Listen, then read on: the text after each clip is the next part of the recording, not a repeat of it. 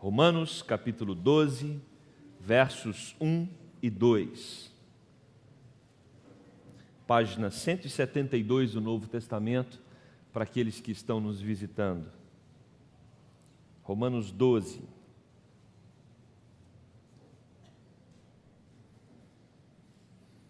Leiamos em uníssono. Rogo-vos, pois, irmãos, pelas misericórdias de Deus, que apresenteis o vosso corpo por sacrifício vivo, santo e agradável a Deus, que é o vosso culto racional. E não vos conformeis com este século, mas transformai-vos pela renovação da vossa mente, para que experimenteis qual seja a boa, agradável e perfeita vontade de Deus. Amém. Vamos orar mais uma vez? Querido Deus, nos instrua por meio da Tua palavra.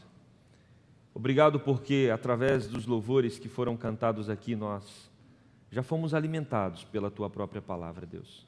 Mas queremos mais uma vez que o Senhor fale ao nosso coração. Nos edifique na rocha, que é Cristo. Oramos em nome de Jesus. Amém. Irmãos, a nossa vida tem etapas, tem fases. Tem fases.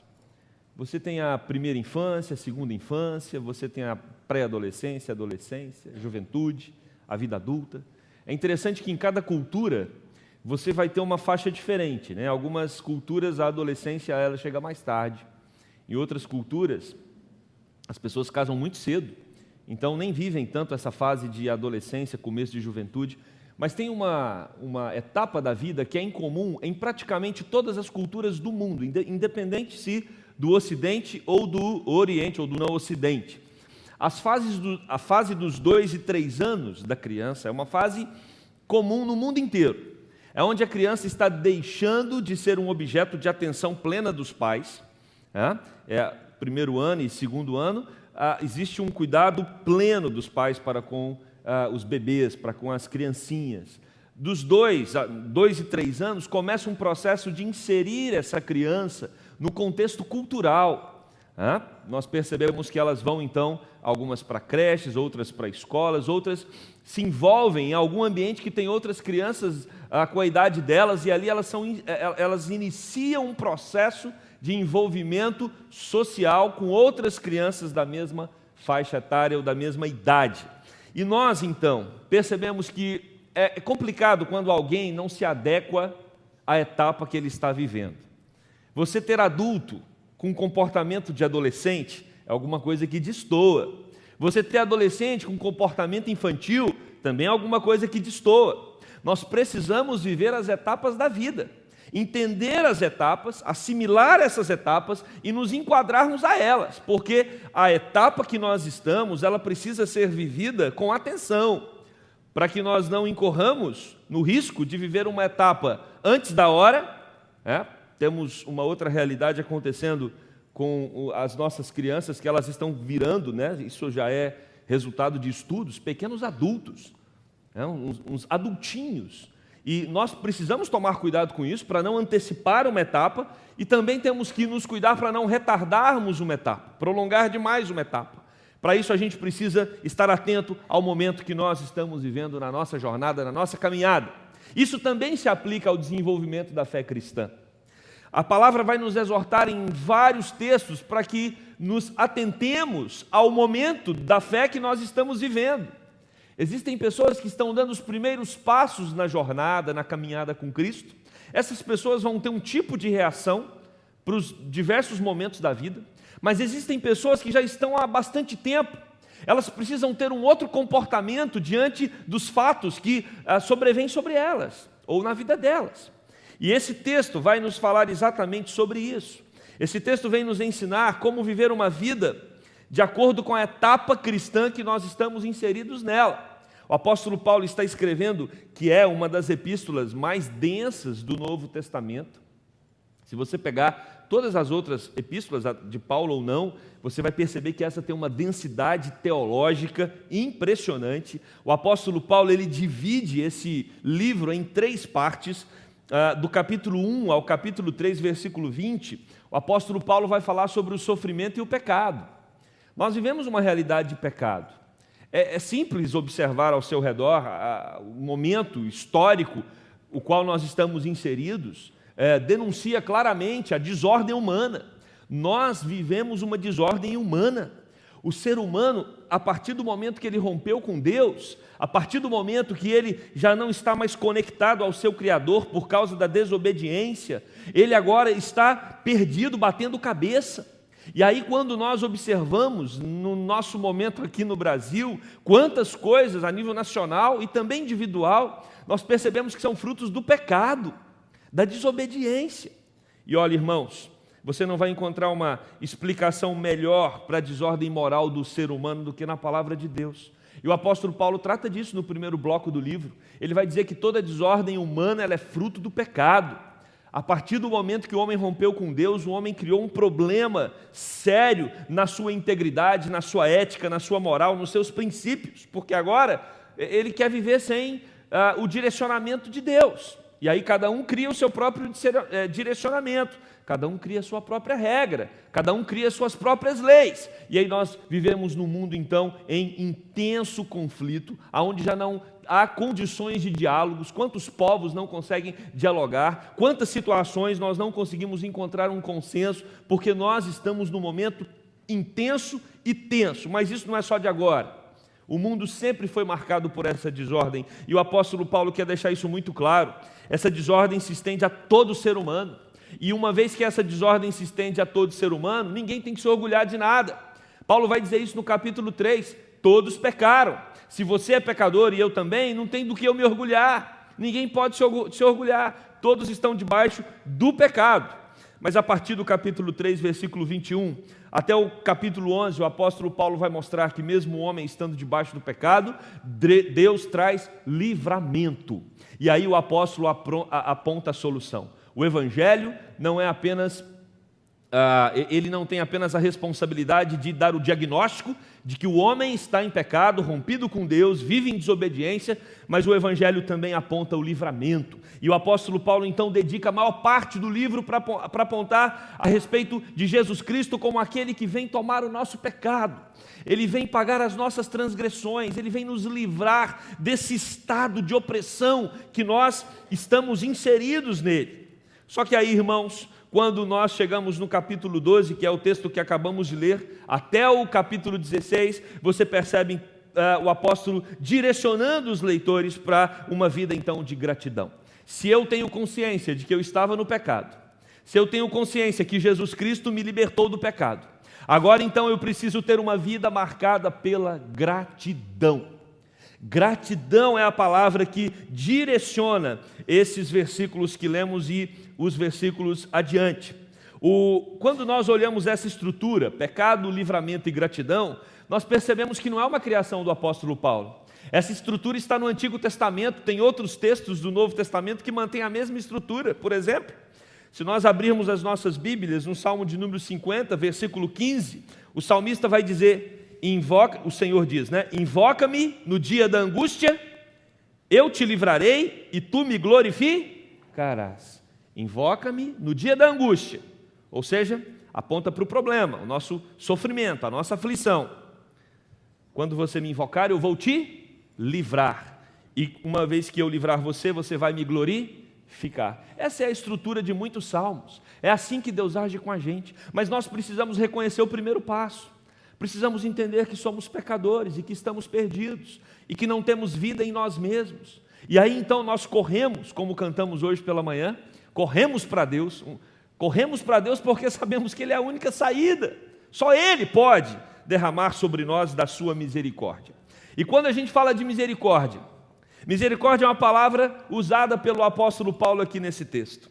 E misericórdia é uma palavra usada pelo apóstolo Paulo com intensidade desde o capítulo 9 aqui de Romanos. E é sobre isso que eu quero falar. A resposta dos crentes à misericórdia de Deus. Misericórdia é uma palavra que faz parte do evangeliquez. Está muito no vocabulário da igreja evangélica. Quando um crente assusta alguns, a reação natural diante do susto é dizer misericórdia, né? Diante de uma situação complicada ou diante de uma notícia, uma reportagem que você está assistindo dramática, você diz misericórdia. Mas o que é misericórdia?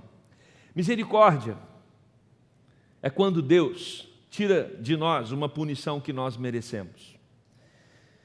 E se nós queremos responder positivamente a esse amor de Deus que não nos pune quando merecemos, nós precisamos de uma alma encharcada da misericórdia. Precisamos encharcar a nossa alma do conceito de misericórdia. Se você quer ter uma vida que agrada a Deus, você precisa entender, e não só entender, você precisa trazer a misericórdia de Deus para o seu dia a dia. Ela precisa fazer parte de todos os momentos da sua existência. Por isso o apóstolo Paulo, entendendo que esse é um tema fundamental, essencial para o cristão, ele começa dizendo: rogo-vos, pois, irmãos. Quando ele diz rogo-vos, é como se o apóstolo estivesse mesmo usando de uma autoridade e de uma súplica. Eu imploro para vocês, prestem atenção no que eu estou falando. É como se ele falasse assim: fiquem atentos ao que eu vou dizer agora. E outro detalhe que nos chama a atenção nesse começo do capítulo 12, é quando ele diz irmãos, porque também acontecia ali entre os judeus naquela igreja um probleminha.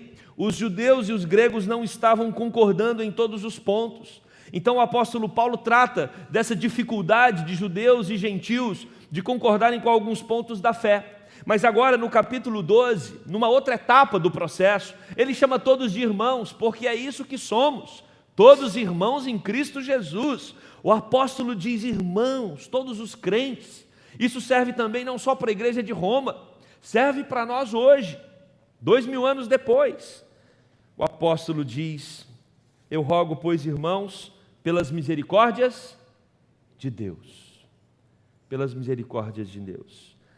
Essa expressão hebraica no plural, ela refere-se às muitas misericórdias de Deus. Meus irmãos, antes de nós sermos salvos, nós pecávamos o tempo todo. E depois que nós fomos encontrados por Cristo e passamos a pertencer ao povo de Deus, nós não deixamos de pecar. É claro que muitos pecados nós não praticamos mais, mas tantos outros, às vezes inflamam a nossa alma e a gente acaba desobedecendo. É por isso que tem momento de confissão, é por isso que a Bíblia nos chama constantemente ao arrependimento, porque nós temos um coração tendente à queda. Paulo vai escrever aos Gálatas para nós tomarmos cuidado com as obras da carne, porque o nosso coração deseja distanciar-se de Deus. E meus queridos, se Deus fosse nos punir, se Deus fosse nos disciplinar por cada pecado que nós cometemos, por cada momento que nós quebramos a lei, certamente nenhum de nós estaríamos vivos nesse momento. Por isso que a palavra de Deus vai nos informar que as misericórdias de Deus são a causa de não sermos consumidos. E nós precisamos entender a nossa caminhada cristã, a nossa vida com Deus, a partir dessa perspectiva. Nós não merecemos absolutamente nada de Deus, porque nós rompemos com Deus lá, com os nossos primeiros pais, e mesmo depois de Cristo nos resgatar do império das trevas, nós cometemos pecados e nós às vezes entristecemos o coração de Deus, mas Deus é infinito em misericórdia para nos perdoar de todos os pecados.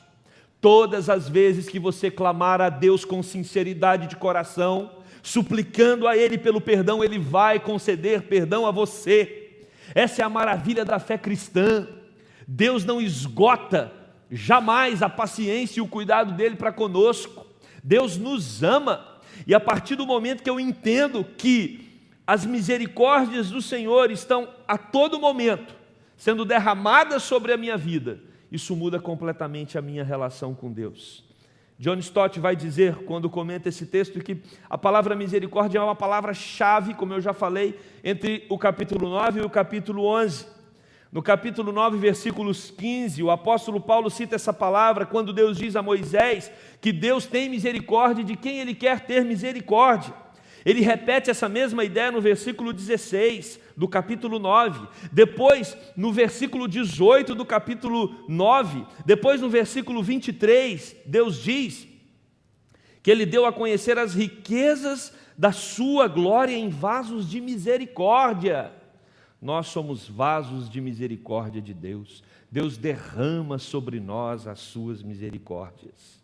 Deus está sempre pronto para nos perdoar os pecados. Olha o que diz o capítulo 11, convido você para acompanhar a minha leitura no capítulo 11, verso 30 a 32, quando o apóstolo Paulo diz: porque assim como vós também outrora fostes desobedientes a Deus, mas agora alcançastes misericórdia à vista da desobediência deles, assim também estes agora foram desobedientes, para que igualmente eles alcançassem misericórdia à vista da que vos foi concedida, porque Deus a todos encerrou na desobediência, a fim de usar de misericórdia para com todos.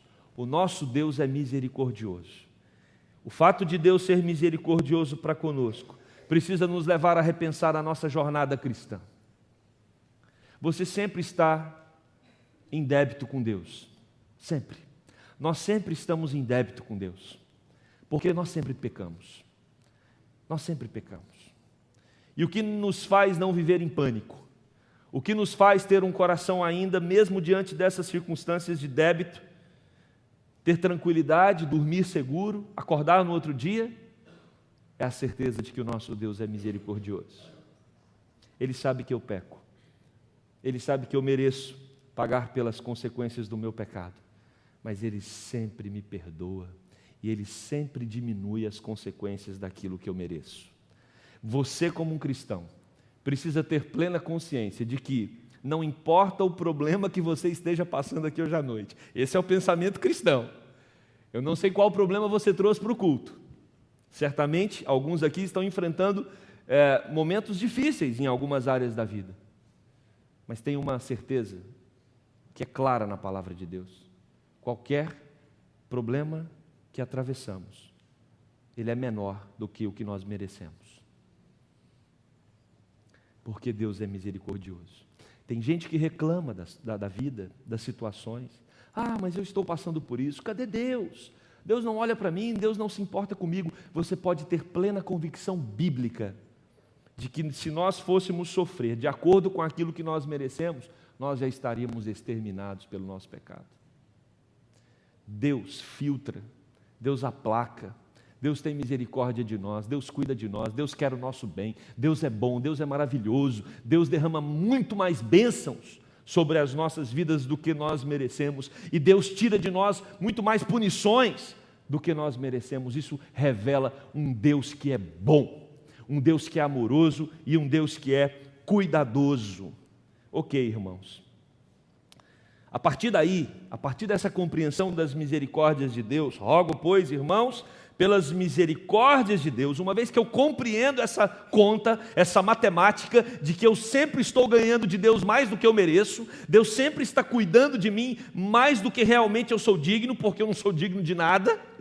A partir do momento que eu faço essa conta, que eu era merecedor da morte, mas agora eu tenho a vida eterna, que eu estava desesperado, angustiado, com a minha alma seca, com a minha alma sedenta, sem encontrar sentido nessa vida, mas Jesus Cristo veio como água viva, abundou em meu coração, me deu sentido, me deu razão de viver. Eu estava com uma expectativa de vida limitada a essa terra, mas Jesus Cristo me deu a vida eterna. A partir do momento que eu entendo o quanto eu ganhei a partir de Cristo, por meio de Cristo, isso transforma completamente o nosso relacionamento com Deus. E é por isso que o apóstolo Paulo, então, ele vai nos informar nesse texto que, para responder positivamente a esse amor de Deus, nós precisamos de nos apresentar em santidade.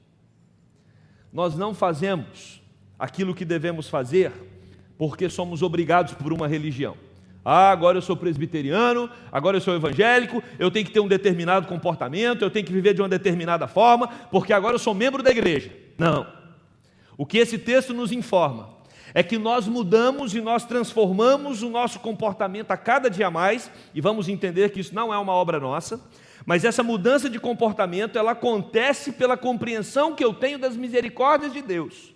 O que me motiva a buscar a santidade não é um desejo de agradar um ou outro, uma instituição ou outra, mas é por meio da compreensão que eu tenho das misericórdias de Deus.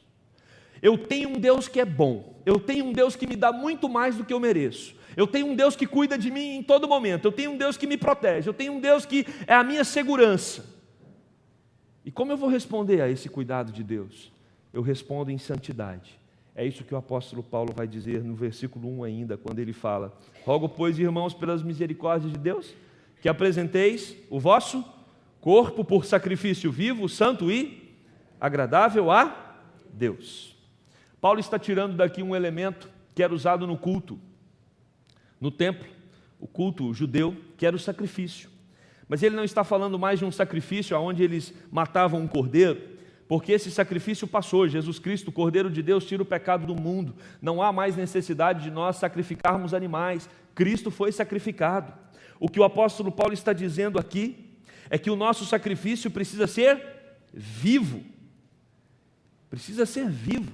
E precisa ser um sacrifício do nosso corpo. É interessante quando Paulo coloca: apresenteis o vosso corpo. Porque sempre quando se fala de santidade, nós nos remetemos aos nossos pensamentos, nós nos remetemos ao nosso comportamento, à nossa ética, à nossa moral. Geralmente a gente pensa em santidade na mente, mas Paulo traz a questão para o corpo. Nós lemos aqui em Provérbios capítulo 4, que nós devemos tomar cuidado com os nossos pés, com os nossos lábios, nós devemos tomar cuidado com o nosso corpo também. E Paulo quer chamar a atenção desse fato, porque na igreja de Roma, haviam pessoas que estavam tomadas, converteram, mas tinham toda uma criação na cultura grega, platônica, que supervalorizava a alma e colocava o corpo no segundo plano. É como se o corpo fosse uma tumba para a alma. O corpo não vale nada, o importante é a alma. Se valorizava muito o imaterial, o material não prestava. O que o apóstolo Paulo quer dizer aqui é que uma vez que nós nos encontramos com Cristo, o compromisso agora é integral. Nós não temos apenas um compromisso de alma com Cristo, o meu corpo precisa também entrar nesse compromisso. Por isso, meus irmãos, não é apenas intelecto, não é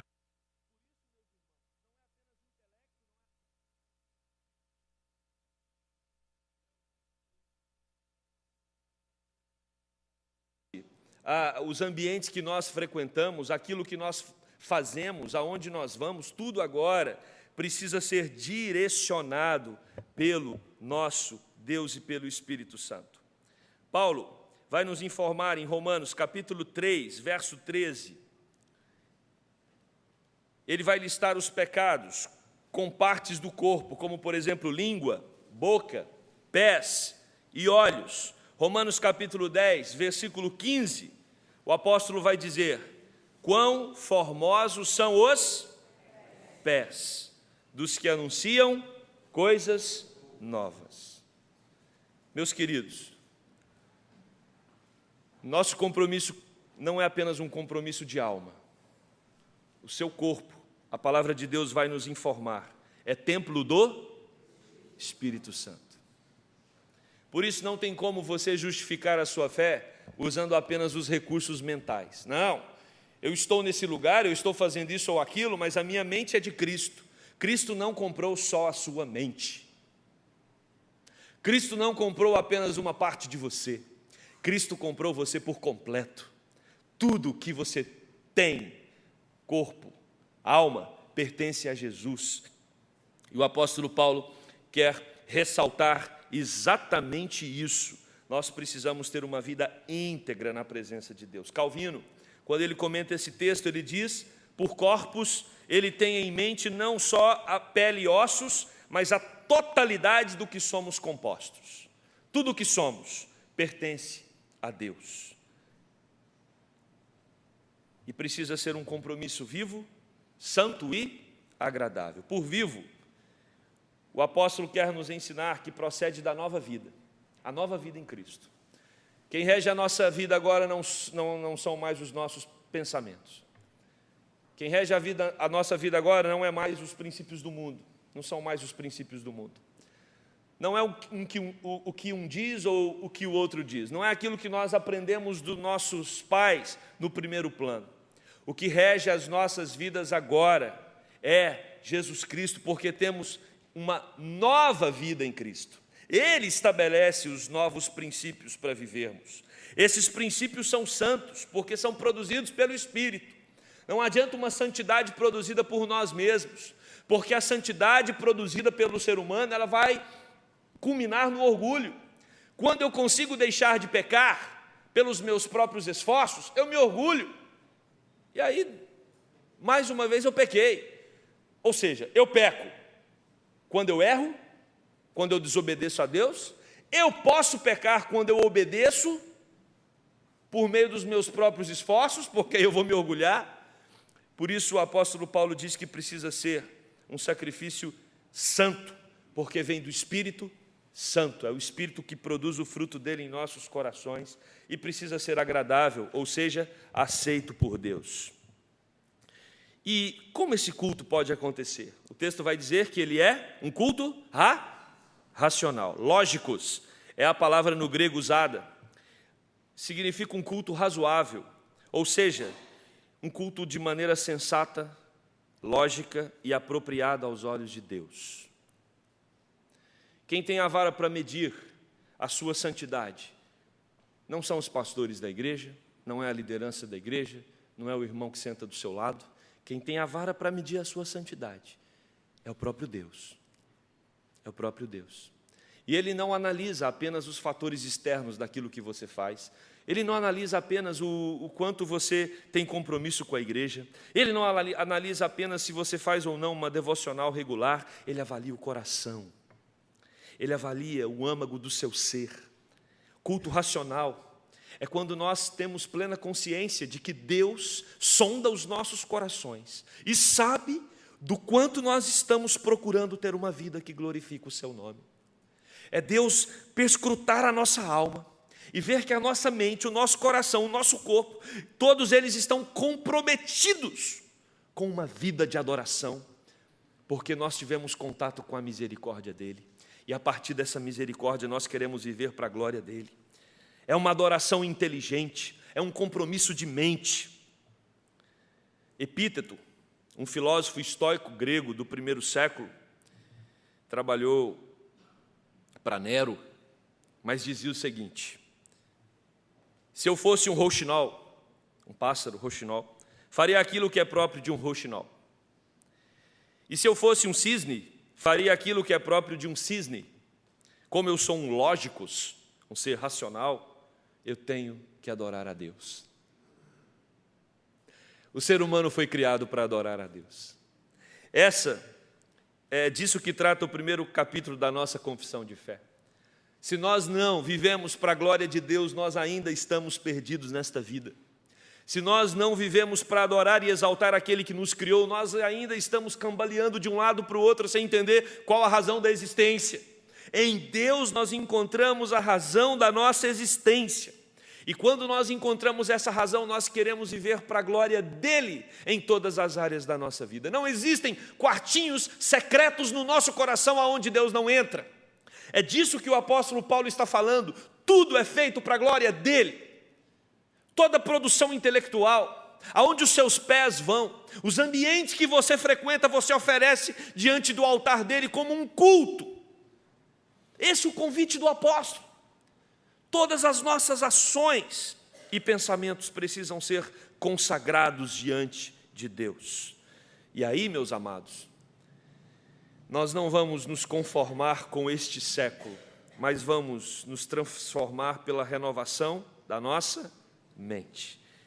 Esses dois verbos, tanto o verbo conformar como o verbo transformar, eles estão no imperativo, presente, passivo do grego. O que isso significa? Significa que esse processo de não conformar e esse processo de transformação pela renovação da mente não acontece por você mesmo.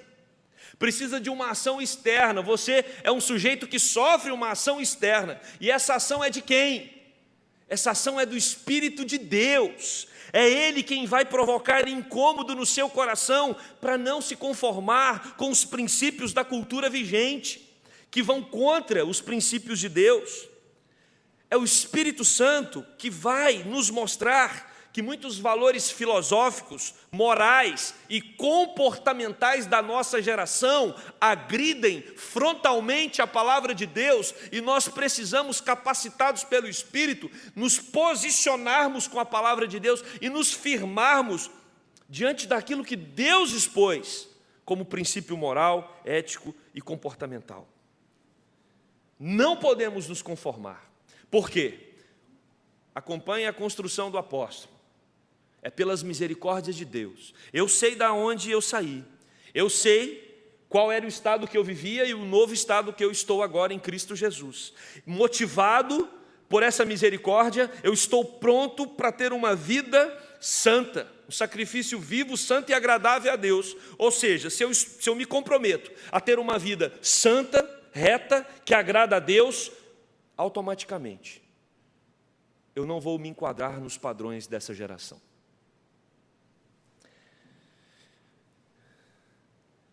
Eu não vou assimilar como normal e adequado aquilo que Deus diz que é anormal e inadequado. E aí o apóstolo diz: mas transformai-vos pela renovação da vossa mente. Sempre de novo, sempre de novo. Esse sermão você vai ouvir agora, vai sair para mais uma semana de luta, de batalha. Propostas desse mundo vão tentar seduzir você, e às vezes você vai cair numa delas. De repente você está tendo um pensamento que não é um pensamento em conformidade com a palavra de Deus, e você vai se tocar, porque o Espírito vai te ajudar nesse processo, e você então vai ter que se arrepender e usar mais uma vez da misericórdia de Deus. Mas de novo, você recomeça. Essa é a ideia do texto, sempre recomeçando, sempre de novo, deixando de amoldar e sempre deixando ser transformado pelo Espírito de Deus. Transformado, metamorfó, vem, né, da palavra metamorfose. É o verbo utilizado para transfiguração de Cristo, lá em Marcos 9:2. É quando acontece uma transformação que todo mundo que está ao seu redor percebe claramente. As pessoas precisam ver a transformação que Cristo causou na nossa vida pela renovação da nossa mente. E aí surge uma pergunta: como a nossa mente se renova? A nossa mente se renova, de acordo com os comentaristas. Hendrickson, por exemplo, vai comentar: renovação da mente aqui é pela palavra e pelo Espírito. O caminho para sofrermos a renovação de mente é pela palavra e pelo Espírito. E aí, meus amados, um dos problemas que nós temos nessa nossa geração é o acúmulo de informações, é a agitação, é o nunca ter tempo, é estar sempre de um lado para o outro, sempre fazendo algo, sempre agitado, sempre intenso, sempre tendo algum projeto para ser realizado, e nunca paramos para ouvir a voz de Deus, nunca paramos para tentar entender os propósitos de Deus. A Bíblia, em muitas circunstâncias, não é a prioridade. A oração não é a prioridade. A tranquilidade, a serenidade não é a prioridade. Somos uma geração marcada por uma agitação intensa. Mas o que o apóstolo está dizendo é que precisamos renovar a nossa mente. Para renovar a mente, a gente precisa se acalmar. A gente precisa de oásis. A gente precisa de desertos. A gente precisa de quietude. A gente precisa de silêncio, a gente precisa ficar só, a gente precisa olhar para o coração, a gente precisa olhar para Deus, e esse processo leva tempo. Não se faz isso em 5 minutos. Eu tenho certeza que se você marca uma consulta com o médico não atende pelo plano, e você paga um absurdo naquela consulta, e se ele gastar 5 minutos com você, você vai sair muito bravo daquele consultório. Porque você não acredita que um médico que cobra tão caro numa consulta, em 5 minutos resolva o seu problema. E às vezes nós queremos ter intimidade com Deus, tendo, quem sabe, 5 minutos com Ele. Renovação da mente acontece por meio de um processo que nos chama a reflexão, avaliação, reavaliação, calma. O Senhor é o nosso pastor, nada vai nos faltar, diz o Salmo. Outros salmos vão dizer que quando nós estamos em angústias profundas, o Senhor nos livra, nos atende.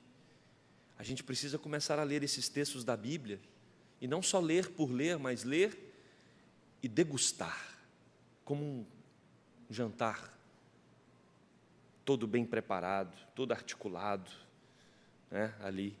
Nós precisamos ter tempo para degustar. Como foi o ponto com hoje? Servimos a carne lentamente para as pessoas degustarem, com calma. Atrasou, irmãos, hoje o ponto com, né, o irmão Israel? A carne não saía, mas era para os irmãos degustarem. Eu falei para o Vencedores por Cristo, é que o tema da igreja do mês é ansiedade, trabalhar a ansiedade dos irmãos. Queridos, é tão bom quando você consegue saborear um prato que você sabe que foi preparado com carinho, com amor e com qualidade. Assim deve ser a nossa relação com Deus, com a palavra, degustar com calma, sem pressa. Você não tem que bater ponto, calma. Você está diante do Deus dos deuses, Senhor dos senhores, que usa de misericórdia com você a todo momento. Renove a sua mente. Cuidado, porque esse mundo está tentando te intoxicar. O mundo não para, ele é uma máquina de produção de princípios que vão contra Deus. Você precisa parar e olhar para os princípios de Deus, para que você solidifique o seu coração na palavra, para que a sua mente seja renovada. Sabe por quê? Porque como resultado dessa santificação, que é resposta da compreensão que nós temos da misericórdia de Deus, eu compreendo a misericórdia, por compreender a misericórdia eu busco a santificação, e ao buscar a santificação eu vou experimentar o quê? A vontade de Deus. Para que experimenteis qual seja a boa, agradável e perfeita vontade de Deus. Prestem atenção, a vontade de Deus é obscura para aqueles que assimilam os valores desse mundo. As pessoas que estão agitadas, correndo de um lado para o outro, absorvendo o que esse mundo diz, tomando os inúmeros canais de comunicação que nós temos hoje, inúmeros, que tentam nos apavorar diante das circunstâncias externas. Você olha para quantas informações sobre economia nós já não recebemos nos últimos 2 anos, desesperadoras. Você olha para o cenário político, desesperador. E aí você olha para tudo isso, se você deixar tudo isso encontrar morada na sua mente, você vai entrar em pânico. Quando você amplia para o cenário mundial, você começa a assustar mais ainda, porque existe um clima de tensão. E se nós deixarmos todas essas coisas externas, e não só essas, mas tantas outras, invadirem a nossa mente, encontrarem espaço na nossa mente, nós vamos começar a temer, talvez entrar até num desespero. Por isso a gente precisa entrar para o quarto, fechar a porta, como Jesus falou, e termos momentos a sós com Ele, para que Ele tranquilize o nosso coração, porque Ele vai dizer para mim e para você: não se preocupe que eu sou contigo, eu estou com você no processo, mesmo que o mar, os ventos estejam fortes, Deus está conosco. E nós vamos entender isso à medida que nós buscamos uma vida que o agrada, à medida que nós compreendemos a sua misericórdia, e aí nós vamos perceber que Ele é o único que transforma a nossa realidade, Ele é o único que pode fazer com que enxerguemos qual é a vontade dEle para nós. Quando você busca a Deus em santificação, Deus transforma a sua realidade, e você passa a enxergar os propósitos dEle para você, que são muito maiores do que o que você imagina. Essa transformação é o caminho para a vontade de Deus. Quantas vezes nós nos sentimos perdidos e inseguros? Mas o que Deus quer? Qual o propósito dEle? Eu não estou conseguindo entender a vontade de Deus nesse processo. Acalme o seu coração, recorra a Ele, porque Ele vai apontar o caminho para você. ele está dizendo nesse texto de maneira clara e direta, se nós buscarmos uma vida de renovação da mente, uma vida de santidade no nosso corpo e também no nosso espírito, nós vamos não só ver, entender, mas nós vamos experimentar a boa, agradável e perfeita vontade de Deus. O convite de Deus para você é que você experimente a vontade dele.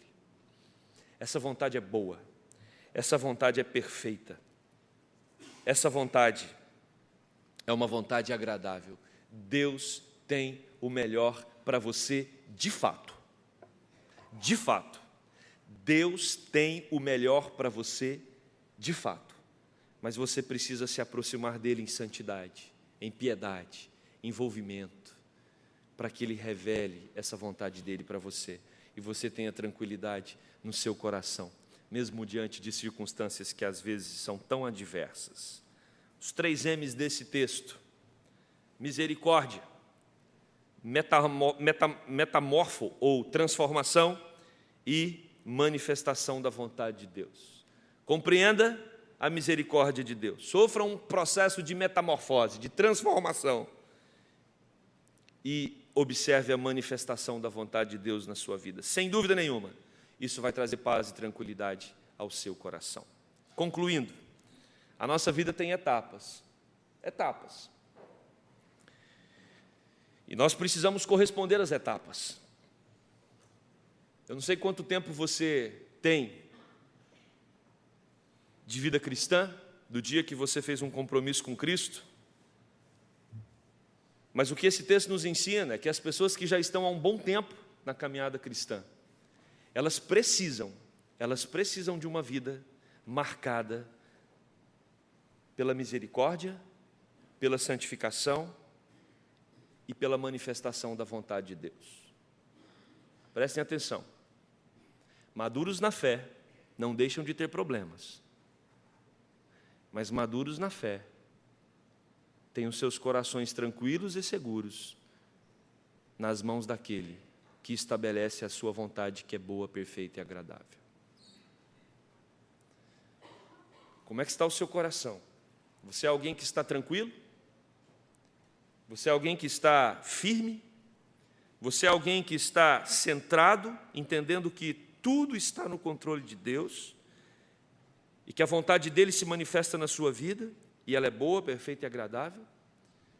Ou você é alguém que ainda está em etapas anteriores, inseguro, preocupado, ansioso, angustiado?